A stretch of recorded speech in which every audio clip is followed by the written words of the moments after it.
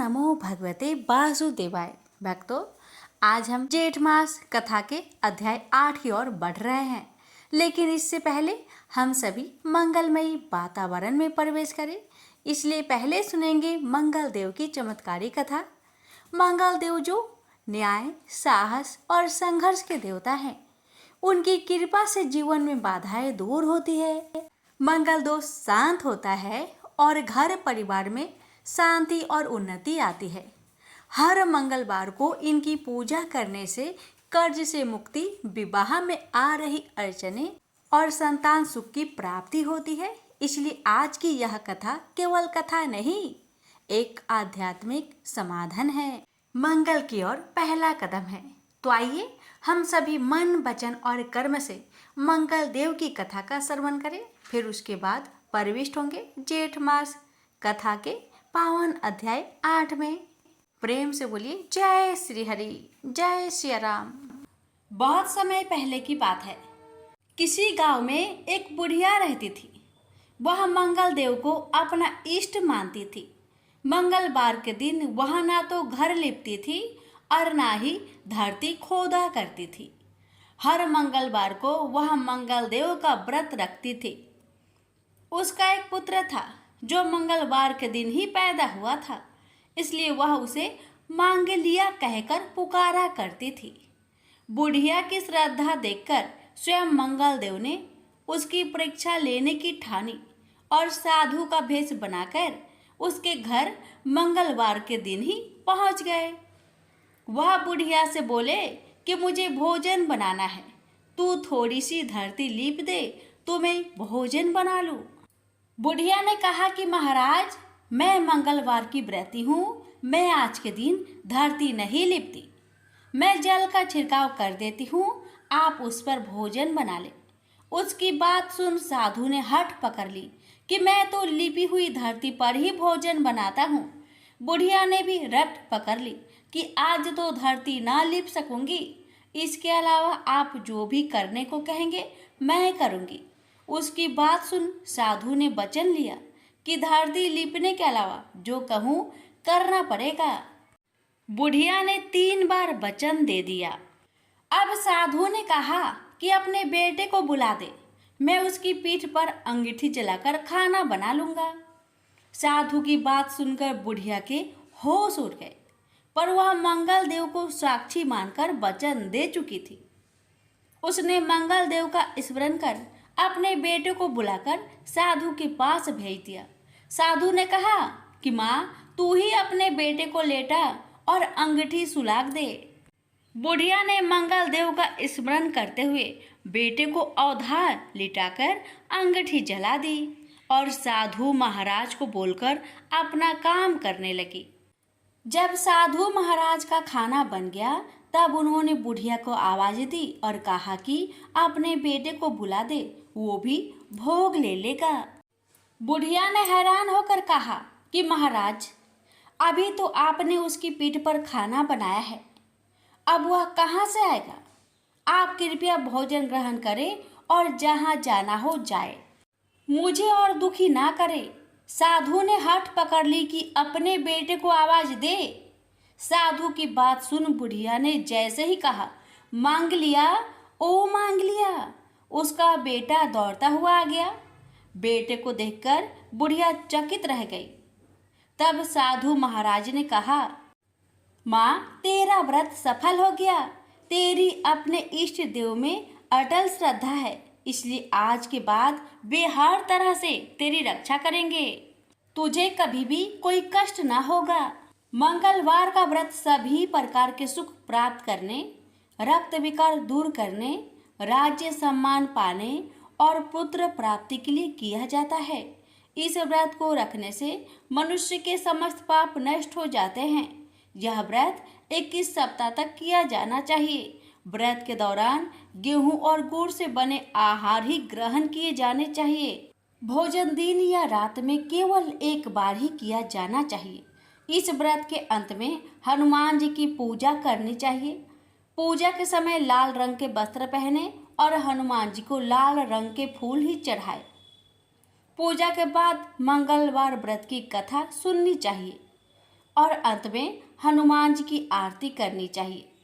इस तरह विधि पूर्वक और पूरी श्रद्धा से व्रत किए जाने पर मंगलदेव प्रसन्न होते हैं और भक्त पर अपनी कृपा बरसाते हैं। प्रेम से बोलिए सिया रामचंद्र की जय। भक्तों, आप सुनेंगे महाभागवत पुराण की कथा था। यह अध्याय भागवत कथा और भागवत भक्ति इन दोनों के परम महत्व को उजागर करता है। श्रीमद् भागवत केवल एक ग्रंथ नहीं बल्कि वह अमृत है जो हमारे जीवन को आध्यात्म से जोड़ता है और भक्ति की उस धारा से हमें सरोवर कर देता है जो सीधा प्रभु के चरणों तक ले जाती है। तो आइए मन को एकाग्र करिए, हृदय को खोलिए और चले इस अद्भुत यात्रा पर, जहाँ ज्ञान भी है और प्रेम भी है और प्रभु की अपार कृपा भी है। प्यारे श्रोतागण, व्यास जी कहते हैं, शौनक आदि ब्रह्मवादी ऋषियों के ये प्रश्न सुनकर रोमहर्षण के पुत्र उग्र श्रवा को बड़ी ही आनंद हुआ। उन्होंने ऋषियों के इस मंगलमयी प्रश्न का अभिनंदन करके कहना आरंभ किया। सूत जी ने कहा, जिस समय श्री सुखदेव जी का यज्ञोपवीत संस्कार भी नहीं हुआ था, सूत्रांग लौकिक वैदिक कर्मों के अनुष्ठान का अवसर भी नहीं आया था, उन्हें अकेले ही संन्यास लेने के उद्देश्य से जाते देखकर उनके पिता व्यास जी विरह से कातर होकर पुकारने लगे, बेटा, ओ बेटा। उस समय तन्मय होने के कारण श्री सुखदेव जी की ओर से वृक्षों ने उत्तर दिया, ऐसे सबके हृदय में विराजमान श्री सुखदेव मुनि को मैं नमस्कार करता हूँ। यह श्रीमद् भागवत अत्यंत गोपनीय रहस्यात्मक पुराण है। यह भागवत स्वरूप का अनुभव कराने वाला और समस्त वेदों का सार है। संसार में फंसे हुए जो लोग इस घोर अंधकार से पार जाना चाहते हैं, उनके लिए ये आध्यात्मिक तत्व को प्रकाशित करने वाला यह एक अद्वितीय दीपक है। वास्तव में उन्हीं पर करुणा करके बड़े बड़े मुनियों के आचार्य श्री सुखदेव जी ने इसका वर्णन किया है। मैं उसकी शरण ग्रहण करता हूँ। मनुष्यों में सर्वश्रेष्ठ भगवान के अवतार नर नारायण ऋषियों को, सरस्वती देवी को और श्री व्यास देव जी को नमस्कार करके तब संसार और अंतकरण के समस्त विकारों पर विजय प्राप्त करने वाले इस श्रीमद् भागवत महापुराण का पाठ करना चाहिए। ऋषियों, आपने संपूर्ण विश्व के कल्याण के लिए यह बहुत सुंदर प्रश्न किया है, क्योंकि यह प्रश्न श्री कृष्ण के संबंध से है और इससे भली भांति आत्मा शुद्धि हो जाती है। मनुष्यों के लिए सर्वश्रेष्ठ धर्म वही है जिससे भगवान श्री कृष्ण में भक्ति हो। भक्ति भी ऐसी जिसमें किसी प्रकार की कामना ना हो और जो नित्य निरंतर बनी रहे। ऐसी भक्ति से हृदय आनंद स्वरूप परमात्मा की उपलब्धि करके कृत्य कृत्य हो जाता है। भगवान श्री कृष्ण में भक्ति होते ही अनन्य प्रेम से उनमें चित जोड़ते ही निष्काम ज्ञान और वैराग्य का अभिभार्य हो जाता है। धर्म का ठीक ठीक अनुष्ठान करने पर भी यदि मनुष्य के हृदय में भगवान की लीला कथाओं के प्रति अनुराग का उदय ना हो तो वह निरा श्रम ही श्रम है। धर्म का फल है मोक्ष। उसकी सार्थकता अर्थ प्राप्ति में नहीं है। अर्थ केवल धर्म के लिए है। भोग विलास उसका फल नहीं माना गया है।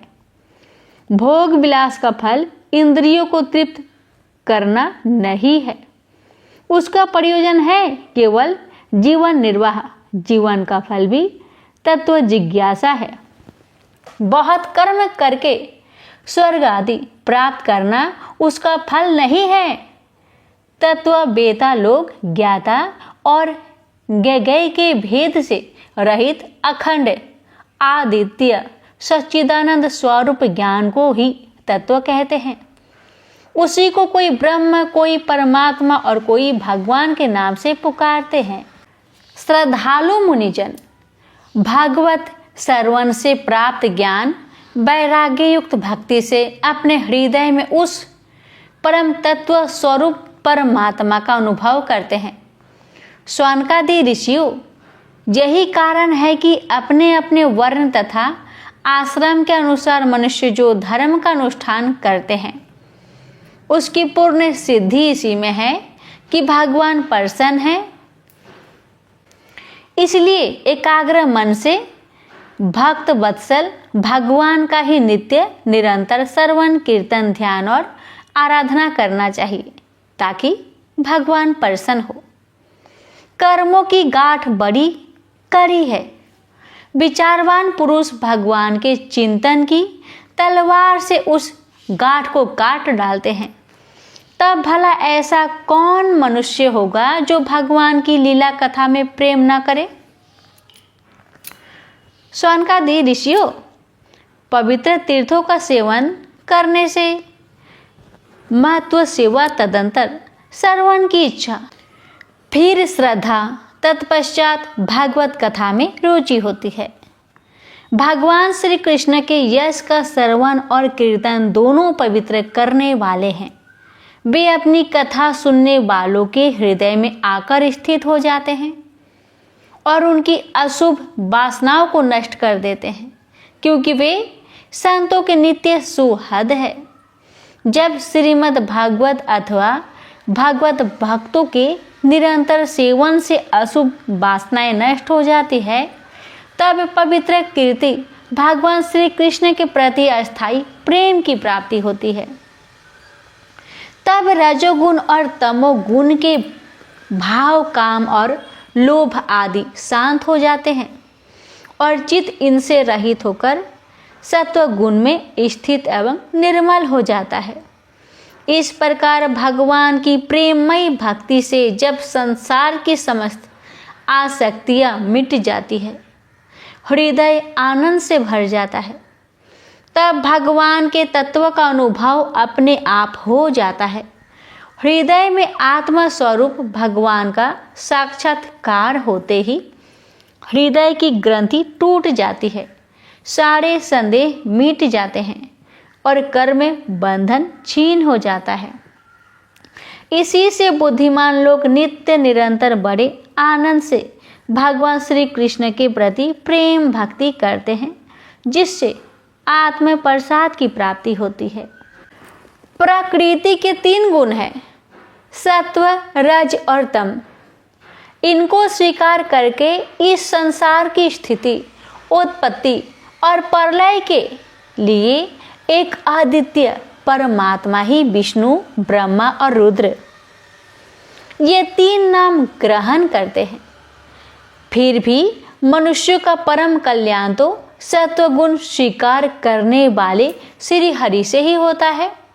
जैसे पृथ्वी के विकार लकड़ी की अपेक्षा धुआं श्रेष्ठ है और उससे भी श्रेष्ठ है अग्नि, क्योंकि वेदोक्त यज्ञ आदि के द्वारा अग्नि सद्गति देने वाला है।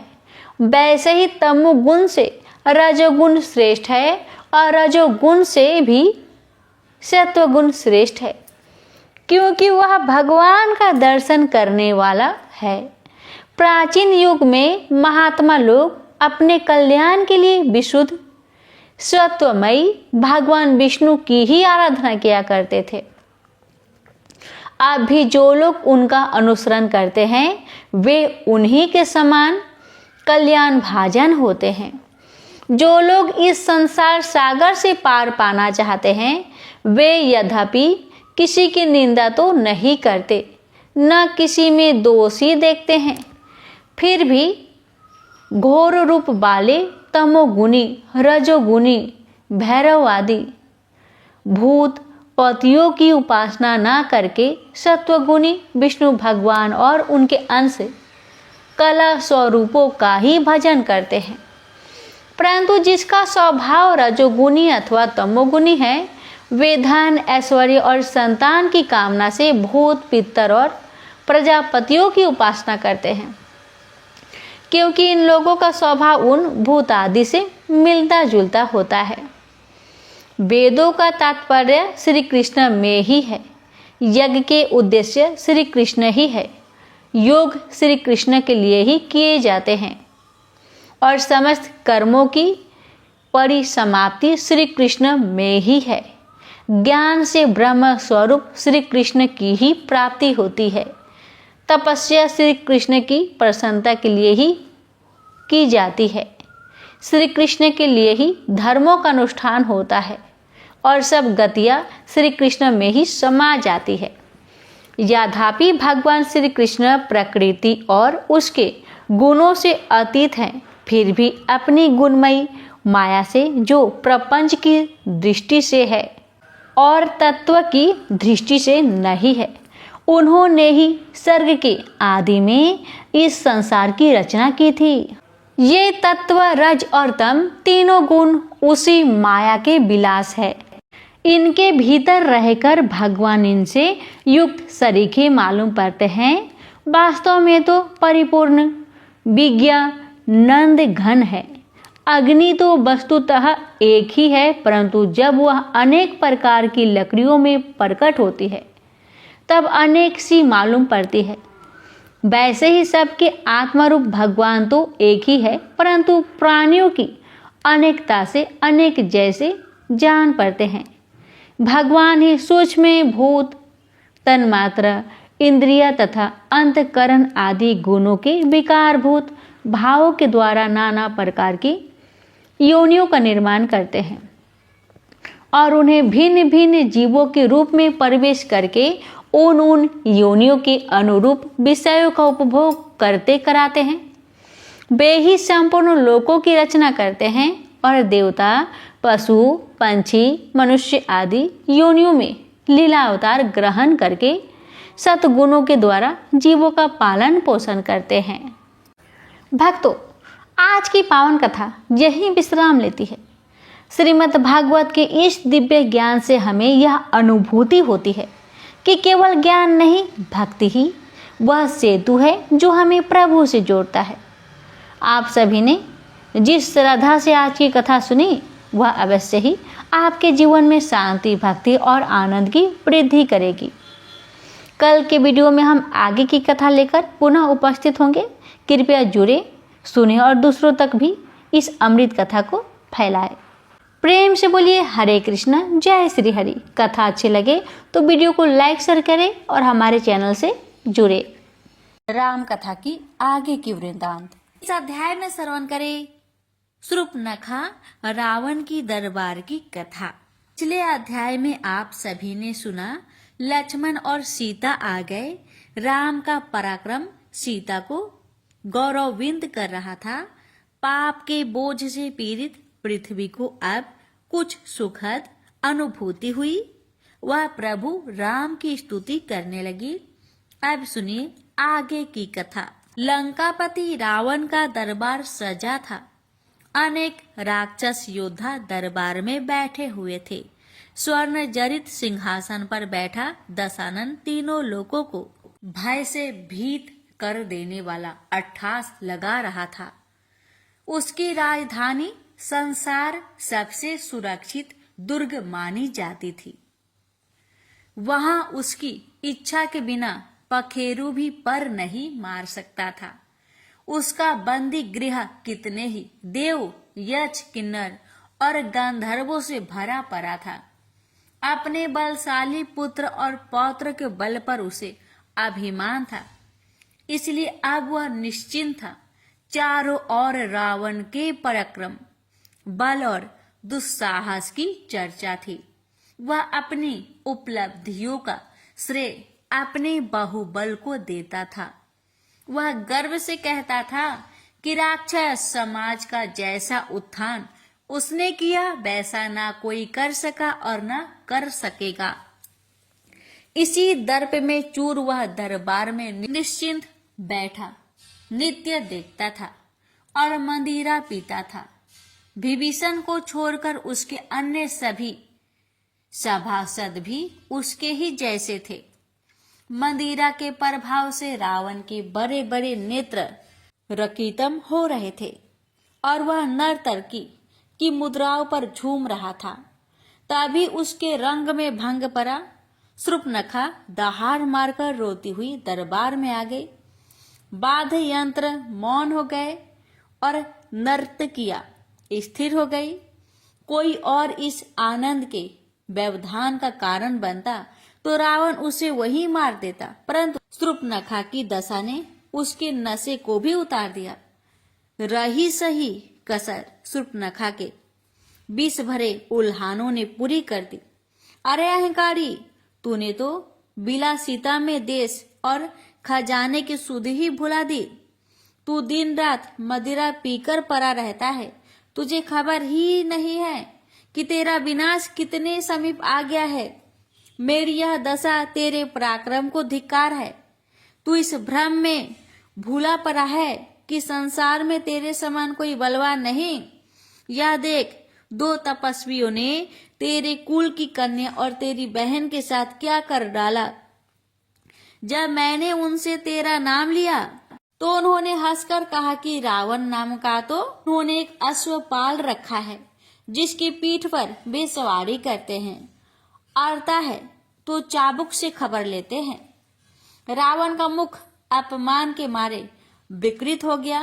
तब विभीषण ने शूर्पणखा से प्रश्न किए कि कहाँ, क्या और कैसे हुआ। विभीषण शूर्पणखा के मैले मन को भली भांति जानता था। शूर्पणखा ने कुछ सत्य और कुछ मिलावट करके बताया। उसने ये भी बताया कि उन तपस्वियों राम लक्ष्मण ने खरदूषण को सेना सहित मार डाला है। शूर्पणखा से खरदूषण की मृत्यु की बात सुनकर रावण उछलकर सिंहासन से खड़ा हो गया। खरदूषण और उनका सेनापति त्रिशिरा तो बल एवं पराक्रम में रावण के समान ही अपराजय थे। उन्हें युद्ध में मार गिराने की बात सुनकर विभीषण मन ही मन पुलकित हो गए। राम नाम सुनते ही उनका हृदय प्रफुल्लित हो गया, परंतु वे राम से शत्रुता को कुलहित में नहीं समझते। वे शूर्पणखा में ही त्रुटियां निकालने लगे कि उसने ही अकारण पंचवटी पर कोई उत्पात किया होगा। उसने खरदूषण को तो मरवा दिया, अब वह लंका का विनाश कराकर अपनी कटुता को संतुष्ट कराना चाहती है। रावण विभीषण पर भड़क उठा। उसने कहा, गलती तपस्वियों की है जिन्होंने रावण के बल को चुनौती दी है। शूर्पणखा संसार के सबसे बड़े महाबली कुल की कन्या है। उसका अपमान समूचे राक्षस कुल का अपमान है और इसका प्रतिशोध लेना एक भाई का धर्म बनता है। जिसे ब्रह्मांड में कोई भी रावण के बल के समक्ष न टिक सका, वहां 2 तपस्वी उसको चुनौती दे। सुप्रने, तू निश्चिंत होकर बैठ, तेरे अपराधी दंडित होंगे। रावण ने उन्हें ऐसा दंड देगा कि सारा ब्रह्मांड भयभीत हो जाएगा। शूर्पणखा तो यह प्रण करके लंका से चली गई कि वह लंका में तब तक पैर न धरेगी जब तक उसके अपराधी जीवित है। रावण अपने सभासदों से विचार विमर्श करने लगा कि क्या करना चाहिए। विभीषण ने फिर से रावण को समझाया कि राम से शत्रुता उचित नहीं है, परंतु रावण को जनकपुर में धनुष यज्ञ में किए गए प्रण ने बल दिया कि ऐसा अवसर फिर ना मिलेगा। रावण अपने महल में आ गया। मंदोदरी उसके चिंतित मुख को देखकर चिंता में पड़ गई। उसका महापराक्रमी पति, जो काल को भी चिंतित कर देता था, आज स्वयं चिंता में था। यह आश्चर्य की बात थी, परंतु कुछ पूछने का साहस नहीं हुआ। रावण ने आज प्रतिदिन की भांति भोजन भी नहीं किया। मंदिरा पीते पीते ही रावण किसी गहरी सोच में डूब गया। वह बिस्तर पर भी बार बार इधर से उधर करवट बदल रहा था। उसे निंद्रा नहीं आ रही थी। राम का चित्र उसकी आंखों के समक्ष था। धनुष यज्ञ में उड़ती सी दृष्टि उसके लावण्यमयी रूप के सम्मोहन पर पड़ी थी। साधारण से जरा ही तनिक विशेष था, पर ऐसा पराक्रमी की खरदूषण को मार गिराया। शिव धनुष भी उसी ने तोड़ा, सुबाहु तारका भी उसी ने मारे। मारीच को क्यों छोड़ दिया? रावण को शंका हो रही थी कि कहीं राक्षसों का परम बैरी विष्णु ही तो राम के रूप में नहीं आ गया, क्योंकि खरदूषण का वध किसी साधारण मनुष्य के द्वारा संभव ही नहीं। तब क्या नारायण ने अवतार ले लिया है? यदि यही सत्य है तो इससे अच्छा अवसर फिर कभी न आएगा। अब तो हट करके भी उससे बैर साधने में ही पुरुषार्थ है। यदि साधारण मनुष्य हुआ तो उसे मारकर प्रीति प्राप्त करूंगा, और नारायण ही हुआ तो उसके हाथों कुल का उद्धार करूंगा। रावण ने दृढ़ निश्चय कर लिया था। अब वह अपनी तामसी देह से या तो कीर्ति पाएगा या तो परम पद। आधी रात को ही रावण बिस्तर से उठकर चल पड़ा तो मंदोदरी गहरी सोच में डूब गई। उसे कुछ दासियों ने यह समाचार दे दिया था कि आज दरबार में शूर्पणखा आई थी। उसके नाक कान किसी तपस्वी युगल ने काट दिए और खरदूषण को भी मार डाला। वह जान गए कि रावण की चिंता का यही कारण था। इतनी रात गए वह इसी चिंता का कोई उपाय करने गया था। रावण अपने पुष्पक विमान में सवार हुआ और चल पड़ा। वन पर्वत सागरों से गुजरता हुआ वह एक अनाम द्वीप पर पहुंचा। वह मारीच रहता था। राम के बाण ने उसे वहां लाकर पटका था और वह वहीं निवास करने लगा था। अब वह भूल कर भी बाहरी संसार में नहीं जाना चाहता। वह द्वीप उसके लिए सुरक्षित था और केवल अत्यंत घनिष्ठ लोग ही उसके इस निवास के विषय में जानते थे। रावण भी उनमें से एक था। रात्रि का अंतिम पहर था जब पुष्पक विमान उस द्वीप पर उतरा। मारीच शंकित हो गया। रावण का असमय आना शुभ संकेत नहीं था। उसने लपक कर उसे प्रणाम किया और बैठने के लिए आसन दिया। मरीच ने भोजन के लिए पूछा और बताया कि आज उसने सागर में विशेष जीव को पकड़ा था जिसका स्वादिष्ट मांस रखा है। तो रावण ने उसे छिड़क दिया कि उसे नीरा रक्षक ना समझ। उसने जीवन में कभी मांस भक्षण नहीं किया। वह जन्म से ब्राह्मण था। मारीच उसके इस गुण से परिचित था। वह अहंकारी, निर्दयी और निर्मम था, परंतु कुछ गुण उसे विशिष्ट बनाते थे। रावण ने मरीच से सीधा प्रश्न किया, तू राम को जानता है? मरीच रावण का प्रश्न सुनकर सहम गया। राम को उससे अधिक कौन जान सकता है? उसने एक साधारण बाण के बेग से वह उड़कर जब इस द्वीप की चट्टान से टकराया था तो उसे स्मरण नहीं था कि वह कितने दिन तक मूर्छित पड़ा रहा था। बस यह अनुमान लगा कि जैसे उसे किसी ने खरल में रखकर कूट दिया था। महीनों तो वह अपनी जगह से हिल नहीं सका था। प्रेम से बोलिए सियावर रामचंद्र की जय। प्यारे भक्तों, अब आगे सुनिए सीता जी की हरण की कथा। अब रावण फिर राम की ही चर्चा करने लगा तो मारीच की पुरानी चोटों में पीड़ा उभर आई। उसने राम के विषय में बताया, हे दशनन, वे मनुष्य के भेष में चराचर के स्वामी हैं। उनसे बैर साधना अवश्य मृत्यु को आमंत्रित करना है। वो जीवन मरण का संचालन करते हैं। हे दशग्रीव, यदि किसी परिस्थिति के कारण तुम्हारा उनसे कोई विरोध है तो भी उसे किनारे करके उनसे दूर ही रहना। इसी में सारे राक्षस समाज की भलाई है। यदि उन महाधनुर्धारी का प्रचंड धनुष उठा तो इस ब्रह्मांड के इस छोर से उस छोर तक कोई राक्षस जीवित ना बचेगा और जाति संकट हो जाएगा।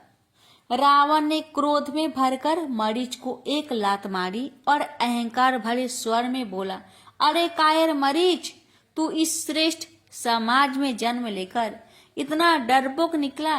एक साधारण मनुष्य के बाण प्रहार से तू इतना दीनहीन हो गया और ऐसा ही रावण को भी समझ रहा है। अरे दुर्बुद्धि, संसार में मेरे समान दूसरा योद्धा कौन है, बताएगा? रावण का क्रोध से तलमलाता मुख देखकर मारीच मौन हो गया। मारीच क्या कहे? अहंकारी और निर्दयी रावण को समझाना भी बेकार था। मारीच ने हाथ जोड़कर रावण के बल पराक्रम की स्तुति की और उसके आने का प्रयोजन पूछा। रावण उसे अपना मंतव्य समझाते हुए बताया कि 2 तपस्वियों ने शूर्पणखा को अपमानित कर उसके नाक कान काट लिए। जब खरदूषण शूर्पणखा के पक्ष में वहां गए तो उन्हें भी मार डाला। मारीच यह सुनकर दहल गया। खरदूषण को मारने वाले से भी रावण भय नहीं मान रहा तो निश्चय ही काल ने आकर उसकी शिखा पकड़ ली है। उसे क्या, वह कौन सा लड़ने जा रहा है? परंतु अगले ही क्षण रावण ने उसे अपने साथ चलने का आदेश दे दिया।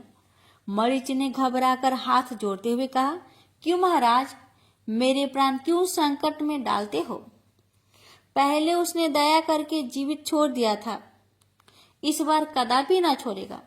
रावण ने क्रोध से कहा, हम लड़ने नहीं जा रहे, छल करने जा रहे हैं।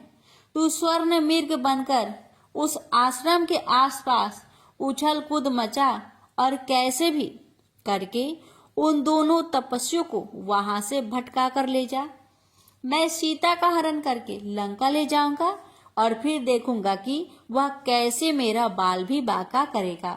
मरीच उसकी मूर्खता पर मन ही मन हंस पड़ा, परंतु अभी तो संकट उस पर आन पड़ा था।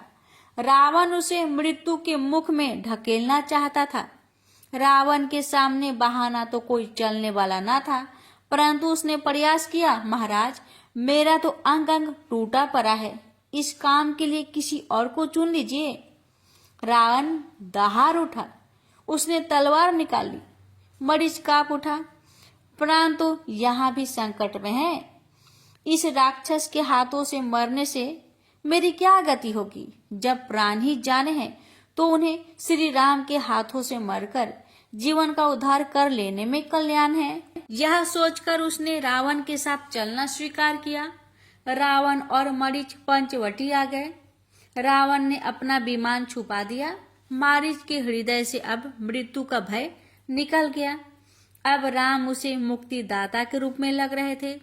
जीवन भर इस तामसी योनि में रहकर पाप कर्म किए और उसे मुक्ति असंभव थी। आज जाने किस जन्म का कोई पुण्य परबल हुआ है जो प्रभु के हाथों मरकर जन्म मरण से छूटने का अवसर मिला है। रावण ने मार्ग में मरीच को सब योजना समझा दी और चेतावनी भी दे दी कि यदि कार्य सफल ना हुआ तो ऐसी पीड़ादायक मृत्यु दूंगा कि तू बहुत पछताएगा। मरीच पीड़ादायक मृत्यु क्यों चाहेगा जब उसे आनंददायक गति मिल रही थी?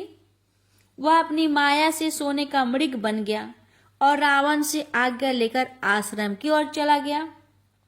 रावण अदृश्य होकर उस आश्रम पर दृष्टि रख रहा था। उसे राम दिखाई दे रहे थे, सीता और लक्ष्मण भी दिखाई दे रहे थे। राम लक्ष्मण का लावण्य उन्हें कहीं से भी योद्धा नहीं कहता। युद्ध हो तो रावण क्षण भर में दोनों को मार गिराए, ऐसा अहंकारी विचारी उसके मन में अभी भी आ रहा था। परंतु वह यहाँ युद्ध करके अपने अहंकार को संतुष्ट नहीं कर पा रहा था। मरीच की स्वर्णमयी त्वचा पर सूर्य की रश्मियां पड़ रही थी तो उनकी चमक अनायासी सीता जी की आंखों में पड़ी।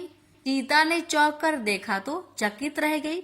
स्वर्ण चर्म वाला मृग उन्हें अपनी आंखों पर विश्वास नहीं हो रहा था, परंतु जो दिखाई दे रहा था उसे कैसे झुटलाया जाता। सीता जी ने राम का ध्यान उस ओर आकर्षित किया। श्री राम उस मृग को देखकर मन ही मन मुस्कुरा उठे। शत्रु सक्रिय हो गया था। सीता जी ने प्रभु से स्त्री सुलभ विनती की, हे स्वामी, इस मृग का आखेट कर इसका चर्म ले आइए। ऐसी अनोखी और स्वर्णमयी मृगछाला संसार में किसी के पास भी नहीं होगी।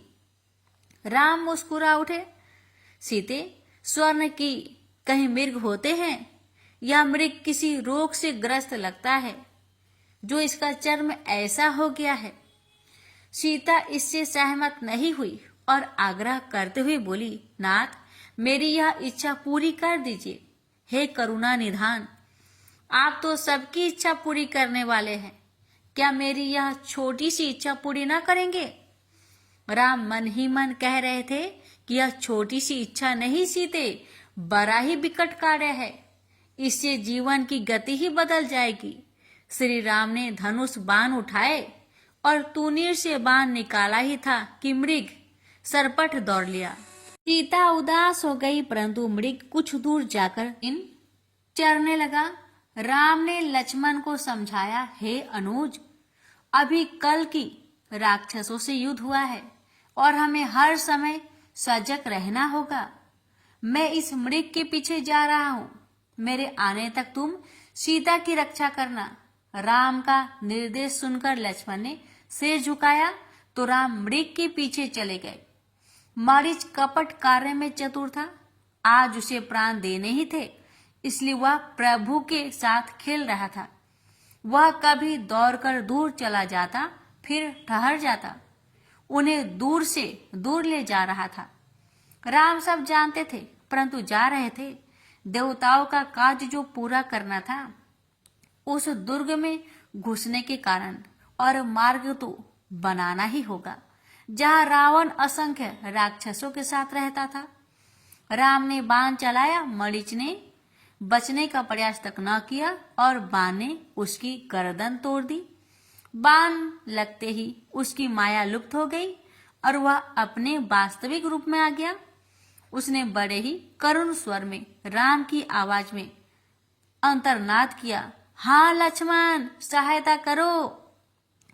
इतना कहकर उसने प्रभु श्री राम के सम्मुख हाथ जोड़कर प्राण त्याग दिए। सीता ने अंतर्नाद सुना तो वे घबरा गई। यह तो स्वामी की आवाज है, वे अवश्य किसी संकट में फंस गए हैं। भैया लक्ष्मण, तुम्हारे भाई तुम्हें सहायता के लिए पुकार रहे हैं, लगता है उन्हें दुष्ट राक्षसों ने घेर लिया है। तुम शीघ्र जाओ और उनकी सहायता करो, वे तुम्हें करुण स्वर में पुकार रहे हैं। सीता की व्याकुलता तो स्वाभाविक थी, परंतु लक्ष्मण इस बात से सहमत नहीं कि प्रभु किसी संकट में है। जो संकट हरण है, वे किसी संकट में कैसे हो सकते हैं? बोले, माते, यह किसी मायावी शत्रु की चाल है। मुझे प्रतीत होता है कि वह स्वर्ण मृग भी मायावी ही थी। अवश्य शत्रु कोई चाल चल रहा है, आप कुटी में जाइए, अवश्य शत्रु कहीं समीप ही है। सीता के कानों में तो राम का अर्थ स्वर अभी भी गूंज रहा था। बोली, वह मृग यादि मायावी था तो भी उसने ही स्वामी का कोई अहित कर दिया हो सकता है। लक्ष्मण, तुम शीघ्र क्यों नहीं जाते? स्वामी संकट में है, कहीं तुम्हारे हृदय में कोई कुविचार तो नहीं आ रहे? लखन, सीता की इस बात ने लक्ष्मण को परकंपित कर दिया और वे हाथ जोड़कर सीता के चरणों में नत हो गए। माते, ऐसा ना कहे, मैं शीघ्र ही जाता हूँ। यह कहकर लक्ष्मण ने अपने धनुष की नोक से आश्रम की चारों ओर एक रेखा खींच दी और सीता से कहा, आप इस रेखा के इस पार न आए, यह सुरक्षा रेखा है और कोई यदि बाहर से इसे लपक कर अंदर आने का प्रयास करेगा तो वो भस्म हो जाएगा। लक्ष्मण सीता को समझाकर चल दिए। सीता लक्ष्मण रेखा के अंदर सुरक्षित है, परंतु व्याकुल है। राम की वह करुण पुकार अभी भी उन्हें भयभीत कर रही थी। हे शिव, हे कैलाशपति, मेरे स्वामी की रक्षा करे, उन्हें सकुशल रखे भोलेनाथ। सीता अभी भी विचार मग्न थी। आगे होता है कि एक साधु का स्वर अलख निरंजन सुनाई पड़ा तो उनका विचार तंद्रा टूट गई। कुटी के सामने एक तेजस्वी साधु खड़ा था। उसके माथे पर त्रिपुंड, हाथ में कमंडल, गले में रुद्राक्ष की मालाएं थी। भिक्षुक द्वार पर आया था तो भिक्षा देनी ही थी। सीता ने साधु को प्रणाम किया तो उसने माते भिक्षाम देहि कहकर आशीर्वाद दिया। सीता भिक्षा लाने के लिए कुटी में गई तो साधु रूप रावण कुटिलता से मुस्कुराया। मारीच अपना काम ठीक प्रकार से किया था। रावण ने कदम आगे बढ़ाया ही था कि छिटक कर पीछे हटा। अंगुल भर बचा था उस प्रचंड अग्नि से जो लपलपाकर आकाश में चली गई थी। रावण तंत्र मंत्र का भी ज्ञाता था। वह जान गया कि लक्ष्मण यहाँ से जाने से पहले सीता की सुरक्षा हेतु अग्नि चक्र स्थापित कर गया था और बाहर से कोई अंदर प्रवेश नहीं कर सकता था। सीता टोकरी में कंदमूल फल लेकर कुटिया से बाहर आई और रेखा का ध्यान रखते हुए कुछ दूर खड़ी हो गई। साधु भेषी रावण तो स्वयं रेखा के दूसरी ओर खड़ा था ताकि सीता बाहर आए। मुनिवर कृपया आगे आकर भिक्षा लीजिए, सीता ने विनय की। माते, यहाँ कोई अग्नि चक्र स्थापित है और मैं इसका उल्लंघन नहीं कर सकता। रावण ने खिन्न स्वर में कहा, आपको ही बाहर आना होगा। क्षमा करें मुनिवर, यह मेरे देवर द्वारा स्थापित रेखा है और मैं भी इसका उल्लंघन नहीं कर सकती। कृपया आप ही कोई युक्ति सुझाए। तो भेष रूपी रावण ने कहा, मैं किसी और द्वारे जाते हूँ माते, परंतु द्वार से खाली हाथ भिक्षुक का लौटना शुभ नहीं होता। इस निर्जन वन में वैसे भी अनेक संकट है। यदि भिक्षुक की निराशा का प्रभाव हुआ तो संकट बढ़ सकता है। अलख निरंजन कहकर भेष रूपी रावण आगे बढ़ा तो माते ने कहा, ठहरिए मुनिवर, द्वार से भिक्षुक को खाली हाथ लौटना मेरे कुल की रीति नहीं। सीता माता ने गंभीरता से कहा। सीता रावण की कुटिल चाल में आ गई और लक्ष्मण रेखा का उल्लंघन कर दिया। उन्होंने रेखा से बाहर एक कदम रखा ही था कि रावण अट्ठास करता हुआ अपने असली रूप में आ गया। सीता अस्तबद्ध रह गई, मुनि रूप में कपटी। सीते पहचाना मुझे, मैं लंकापति रावण अपना वचन निभाने आया हूँ। सीता जैसे पाषाण की शिला बन गई थी। रावण उन्हें भुजा से पकड़ सीता सहायता की पुकार में अंतर्नाद करने लगी और रावण के पंजे से छूटने के भी प्रयास कर रही थी, परंतु सिंह के पंजों में दबी हिरनी कहीं मुक्त होती है। रावण उन्हें घसीटता हुआ पुष्पक विमान तक लाया और विमान में डाल दिया। सीता मूर्छित हो गई थी। रावण अपनी सफलता पर प्रसन्न था। अब वह राम की शक्ति और बुद्धि का परीक्षण करना चाहता था।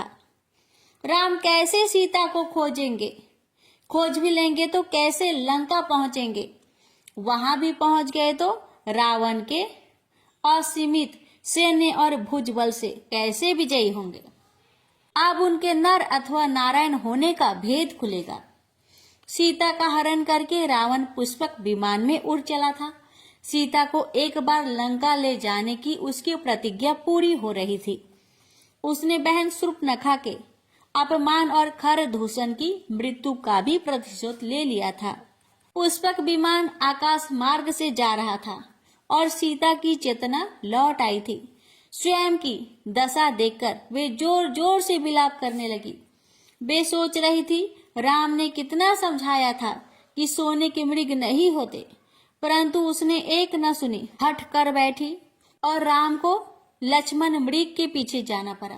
फिर लक्ष्मण को भी स्त्रीयोचित मूर्खता से अपनी सुरक्षा से हटा दिया। उस पर भी वह इतनी अविवेकी हो गई कि लक्ष्मण रेखा का उल्लंघन कर बैठी। इतनी गलतियों का ऐसे ही अनिष्टकारी परिणाम होता है। इसमें राम का क्या दोष, लक्ष्मण का क्या दोष। सीता विलाप करते हुए राम लक्ष्मण से क्षमा याचना कर रही थी। मैंने अविवेक, लालच और हठ से अपने लिए स्वयं ही संकट उत्पन्न किया। हे राम, मुझे क्षमा कर देना। हे लखन, मुझे क्षमा करना। सीता के इस विलाप पर रावण अट्टहास कर रहा था। अब सीता उसके बल पराक्रम को धिक्कारने लगी कि उसने चोरों की भांति एक स्त्री का अपहरण किया है। वे चेतावनी भी दे रही थी कि उसे इसके कृत्य का घोर दंड श्री रघुवीर देंगे, परंतु रावण इन सब बातों पर अट्टहासी कर रहा था। तभी गिद्धराज जटायु, जिसने सीता का करुण विलाप सुन लिया था, उनकी सहायता को आ गया। जटायु ने रावण को धिक्कारते हुए कहा, श्री राम चराचर के स्वामी हैं, उनसे बैर करके क्यों अपने कुल वंश को नष्ट करने पर तुला है? जानकी जी को छोड़कर भाग जा, अन्यथा तेरा समूल विनाश निश्चित है। रावण ने जटायु का उपहास उड़ाया तो जटायु क्रोध में भरकर रावण पर टूट पड़ा और अपने विशाल पंजों से उसके केस दबोचकर विमान से उतारकर पृथ्वी पर पटक दिया। फिर बड़े बेग से चोंच मार मार कर उसे पीड़ित करने लगा।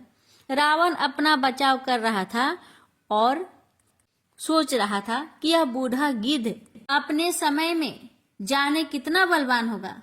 जटायु उस पर भारी पड़ रहा था। उसकी चोंच के प्रहार पीड़ा दे रहे थे। अंततः उसने तलवार के भीषण प्रहार से जटायु के पंख काटकर उसकी गर्दन पर वार किया। उसकी गर्दन से रक्त की धारा बहने लगी और वह भूमि पर गिर पड़ा। रावण के प्रहारों ने उसे बिल्कुल ही निस्तेज कर दिया। सीता अपने सहायक का ऐसा परिणाम देख विकल होकर विलाप करने लगी। उधर राम ने मायावी मरीज का उद्धार कर दिया था, परंतु उस कपटी ने अंत समय में जो आरते पुकार की, उसका भेद समझकर राम विचलित हो उठे। श्री राम जानते तो सब है, क्योंकि सब कुछ तो उन्हीं की प्रेरणा से हो रहा था, परंतु प्रत्यक्ष में है वही लोक व्यवहार करना था जो मनोवांछित है। वे चिंतित होकर लौटे तो रास्ते में उन्हें लक्ष्मण आते दिखाई पड़े। यह कपटी मरीज के अर्ध स्वर का परिणाम था। लक्ष्मण उनके समीप आ गए थे। राम ने लक्ष्मण से कहा, अनुज, यह तुमने क्या किया? सीता को कुटिया में अकेले छोड़ दिया। मैंने तुमसे कहा था कि चाहे जो भी हो जाए तुम सीता को अकेले ना छोड़ना। लक्ष्मण की आंखों में आंसू आ गए और उन्होंने हाथ जोड़कर अपनी व्यथा सुना दी कि किस प्रकार माता ने उन्हें आरोपित करके आने को विवश किया। राम व्याकुल हो गए और भरे कंठ से बोले, अनुज, संभवतः अब सीता हमें कुटिया में न मिलेगी। प्रभु, मैं कुटिया के चारों ओर आमंत्रित मंत्र रेखा बनाकर आया हूँ। राम तेज कदमों से कुटिया की ओर चल पड़े। लक्ष्मण भी अब विकल हो उठे। त्रुटि उनसे भी हुई थी। वे जानते थे कि श्री राम पूरी तरह सुरक्षित होंगे और माता सीता को केवल भ्रम हुआ है। फिर भी उन्होंने विवेक से काम नहीं लिया। वे सीता को संतुष्ट करके कुटिया की निगरानी दूर से कर सकते थे, परंतु जब प्रभु श्री राम ही इन सब घटनाओं के प्रेरक है तो फिर कौन विवेकशील रह सकता है। दोनों भाई कुटिया पर पहुंचे तो वहां सीता नहीं थी। राम विकल हो उठे और लक्ष्मण भी। राम विलाप करने लगे। वे सीता का नाम ले लेकर पुकारने लगे। वे वृक्षों, शाखाओं, लताओं, पुष्पों, भ्रमरों और पक्षियों से पूछने लगे, हे खगमृग, हे मधुकर श्रेणी, तुम देखी सीता मृगनयनी? राम और लक्ष्मण सीता की खोज में जुट गए। श्री राम का विलाप हृदय विदारक था। प्रकृति भी उदास हो गई। पक्षी, मृग, भ्रमर भी राम की दशा पर उदास हो गए। श्री राम की यह लीला देवताओं को मोहित कर रही थी। आज प्रभु कंकर, पत्थर, लता, पत्र सबसे सीता का पता पूछकर सबका मान बढ़ा रहे थे। वे गिरी कंदराओं में खोज रहे थे। वे गोदावरी के जल में खोज रहे थे। जानते थे फिर भी खोज रहे थे। व्याकुल बिरही कैसा होता है, यह आज श्री राम से सीखा जा सकता है। उनकी इसी दशा पर सती भ्रमित हो गई थी। राम कथा सुनाते हुए भगवान शिव ने हंसकर पार्वती को देखा तो वे सकुचा गई और सती जन्म की वह घटना स्मरण हो आई जब उन्होंने राम की परीक्षा ली थी। प्रभु, मैंने श्री राम की परीक्षा लेने की मूर्खता की तो आपका प्रेम खो बैठी और हजारों वर्षों की कठिन तपस्या के पश्चात आपको पुनः पाया। परंतु रावण उनके धैर्य, बल और पराक्रम की परीक्षा ले रहा है, तो उसका तो जाने क्या होगा। पार्वती ने पूछा। देवी, रावण को इसका दंड बड़ा भयानक मिला। जब श्री राम रण में उतरे तो ऐसा कोई दिन नहीं आता था जब वह अपने किसी पुत्र या पौत्र के शव पर न रोता हो। शिव जी राम को आगे बढ़ा रहे थे। सीता विरह का प्रसंग बड़ा ही भावुक है। राम यहाँ पुरुष समाज को पत्नी के प्रति प्रेम और समर्पण का संदेश दे रहे हैं। सनातन काल से ही स्त्री भोग्य मानी गई है। राम उस प्रथा पर करारा प्रहार कर रहे हैं। राम की प्रत्येक गतिविधि में शिक्षा है। वे समाज में, विशेषकर पुरुष मानसिकता में परिवर्तन लाना चाहते हैं। वे स्त्री के सम्मान के लिए जूझने का भी संदेश देते हैं। राम का रुदन शिक्षाप्रद है। लक्ष्मण उन्हें संभालते हुए चल रहे हैं और सतवाना भी देते हैं। दोनों भाई वन की खाक छानते हुए वहां आ गए जहां गिद्धराज जटायु घायल दशा में अपने प्राणों को प्रभु दर्शन की इच्छा से रोके हुए पड़े हैं। उनके कंठ से निकलने वाला राम राम का स्वर राम लक्ष्मण को उनकी ओर आकर्षित करता है। श्री राम ने जटायु के मस्तक पर अपने कर कमल का स्पर्श किया तो उनके नेत्र खुले। अपने आराध्य को सामने देखकर उसकी मृत प्राय आंखों में जीवन की ज्योति तीव्र हुई और उनका मन आनंद से भर गया।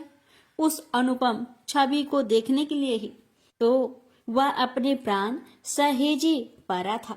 श्री राम की स्तुति कर टूटे शब्दों में जटायु ने बताया कि जानकी जी को लंका का राजा रावण हरण कर ले गया है। उसने रावण को रोकने का यथासंभव प्रयास भी किया था, परंतु उस कपटी के सामने उसका जोर ना चला। सीता का पता बटाकर जटायु ने श्री राम के चरणों में सिर रखकर प्राण त्याग दिए। श्री राम ने विधिवत अपने हाथों से उसका दाह कर्म करके सदगति प्रदान दी। राम लक्ष्मण वहां से आगे बढ़े तो कुछ ही दूर चलने पर लक्ष्मण को एक आभूषण पड़ा दिखाई दिया। यह सीता जी का आभूषण था। राम उसे देखकर भाव विह्वल हो गए, उसे अपने हृदय से लगा लिया। सीता जी ने उस आभूषण को त्याग कर एक मर्म स्पर्शी संदेश दिया था कि आभूषण में उनकी आसक्ति नहीं है और श्री राम से पूर्ण मिलन तक वे श्रृंगार रहित रहेगी। राम उनकी स्मृतियां लेकर आगे बढ़े जा रहे थे। कुछ दूर और जाने पर उन्हें एक सघन वन दिखाई दिया। अनेक प्रकार के पुष्पों और फलदार वृक्षों से सज्जित वह वन मन को मोहने वाला था। परंतु ये क्या, यहाँ तो पशु भय से भाग रहे थे। पंछियों का करवल भय से भरा है। इसका कारण राक्षस कम्मंद था। राक्षस कम्मंद बड़ा भयानक और सिर विहीन था। उसका विशाल मुख उसके विशाल उदर पर था और उसके एक ही नेत्र सीने पर था। उसने राम लक्ष्मण को आते देखा तो हाथ किटकिटाकर उनकी ओर दौड़ा और लक्ष्मण को अपनी भुजाओं में दबोचकर मुंह उदर की ओर ले जाने लगा।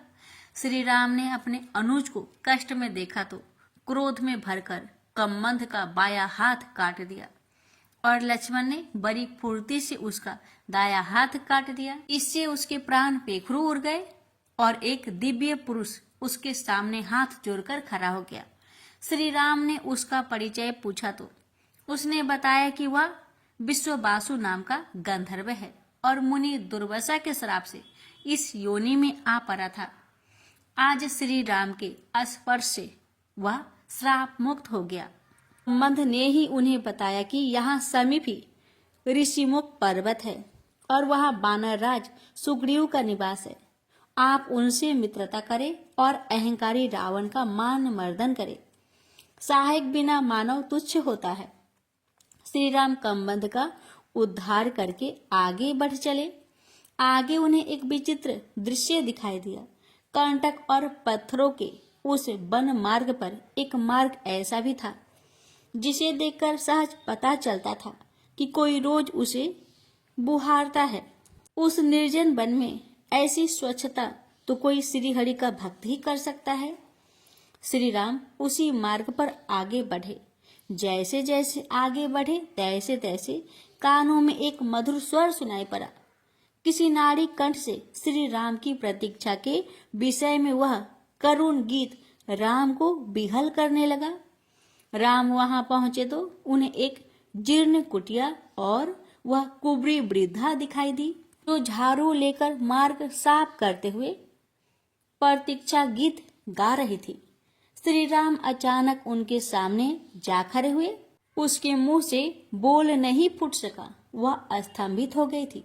स्वप्न साकार होते देखने की खुशी विचित्र होती है। देह और इंद्रियां बस में नहीं रहता। वह वृद्धा सबरी थी। वह भिलनी जो इस निर्जन वन में राम की प्रतीक्षा कर रही थी। वह रोज मार्ग बुहारती थी। वृद्धा सबरी दंडवत श्री राम के चरणों में गिर पड़ी। करुणा निधान श्री राम ने उसे उठाकर हृदय से लगा लिया। उसका सारा शरीर कांप उठा। उसकी खुशी का ठिकाना नहीं रहा। उसने प्रभु से कुटिया में पधारने की विनती की तो श्री राम ने उसका मान रखा। दोनों भाई उसकी जीर्ण मगर स्वच्छ कुटिया में आ गए। वह सबरी ने एक डालिया में कुछ जंगली बैर उनके सामने रख दिए, जिन्हें वह बरसों से चुन चुन कर ला रही थी। इनमें से कुछ तो सूखकर पत्थर समान हो गए थे। सबरी प्रेम भाव में इतनी मगन थी कि लक्ष्मण के आश्चर्य का ठिकाना नहीं। सबरी बैर उठाती, उसे चखती और मीठा होता तो बच्चों की भांति हर्षित होकर श्री राम को दे देती। इससे भी बढ़कर राम का भाव ये था कि वे उस जूठे बैर को प्रेम से खा रहे थे। सबरी ने लक्ष्मण को भी चक्कर बैर दिए, परंतु वे जूठे कैसे खाए? उन्होंने राम की दृष्टि बचाकर उन्हें बाहर फेंक दिया। राम से क्या छुपा है, उन्होंने देख लिया और लक्ष्मण को देखकर मुस्कुरा दिए।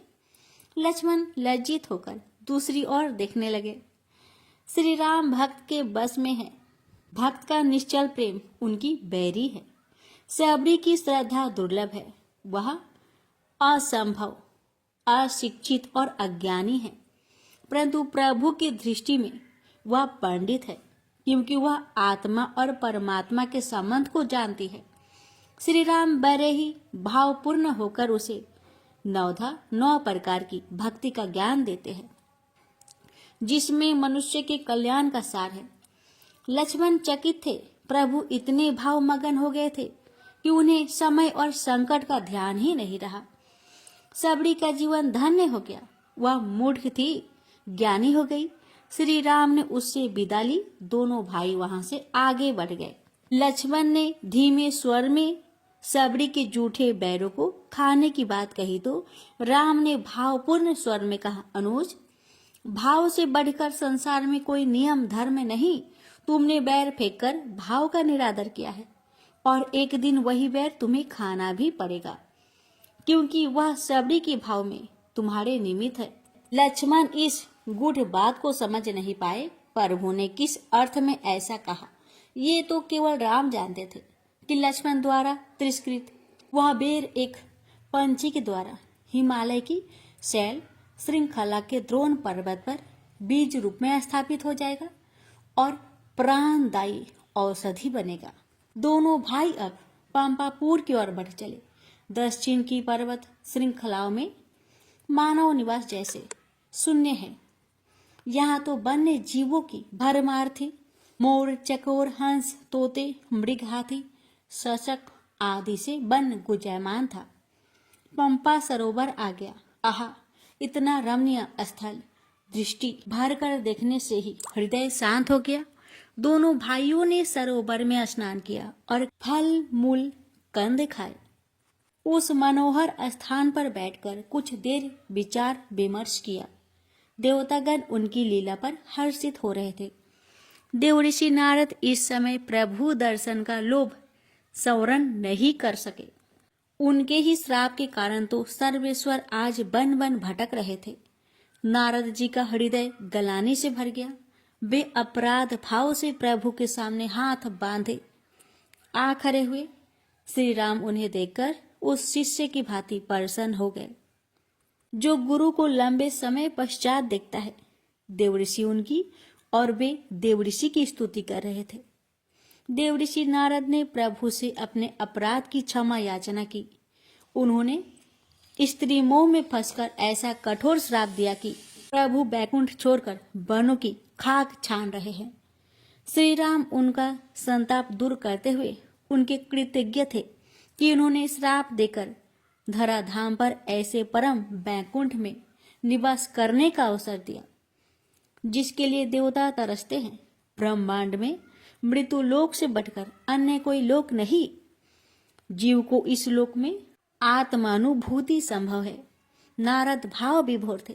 ऐसी उदारता और करुण श्री राम में ही हो सकती है कि वे श्राप को भी वरदान कहते हैं। ऐसी महिमा श्री राम की ही हो सकती है। देवऋषि आज श्री हरि के मनुज रूप के श्रीमुख से भक्ति की महिमा सुन रहे थे।